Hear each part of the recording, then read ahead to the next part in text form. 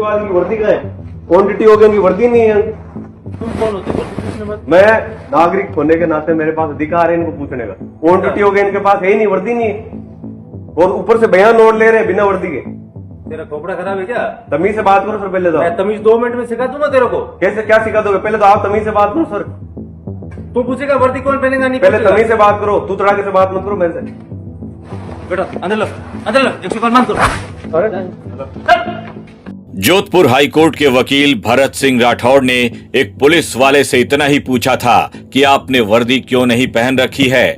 बस फिर क्या था, वहां मौजूद एसएचओ हमीर सिंह भड़क गए, वकील को धमकाने लगे, कहने लगे तू कौन होता है ये पूछने वाला कि कौन वर्दी पहनेगा और कौन नहीं पहनेगा, तेरी वकालत अभी भुला दूंगा।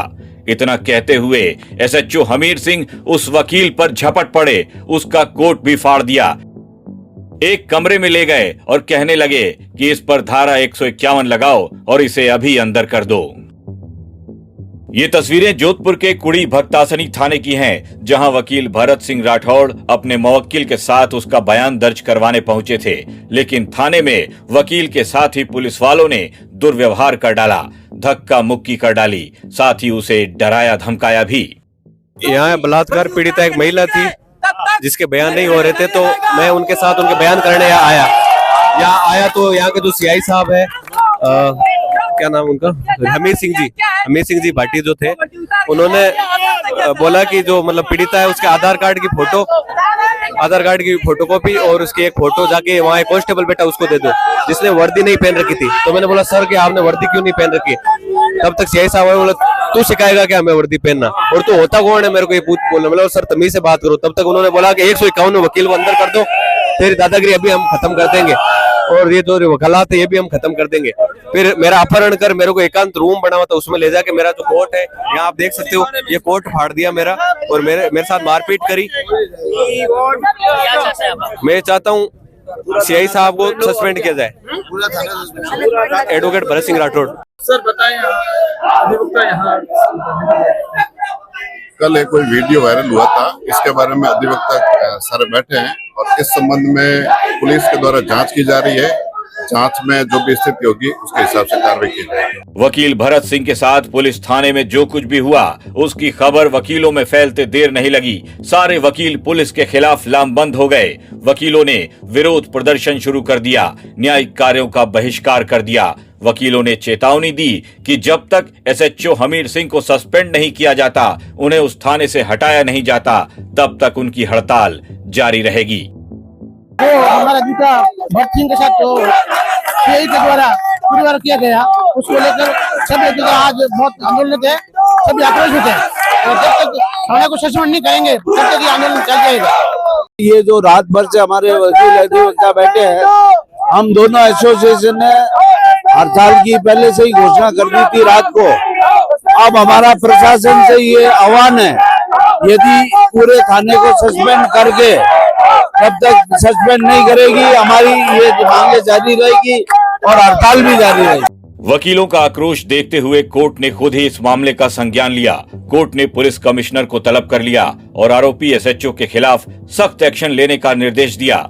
मुख्य कार्यवाहक न्यायाधीश संजीव प्रकाश शर्मा ने वकील भरत सिंह राठौड़ के साथ हुए दुर्व्यवहार पर कड़ी नाराजगी जताई है। वकील ने अपने साथ हुए दुर्व्यवहार वाला वीडियो भी कोर्ट के सामने सबूत के तौर पर रखा था, जिसमें साफ दिख रहा है कि कैसे एसएचओ हमीर सिंह वकील भरत सिंह पर अपनी वर्दी की धौंस जमा रहे हैं, उन्हें धमकियां दे रहे हैं।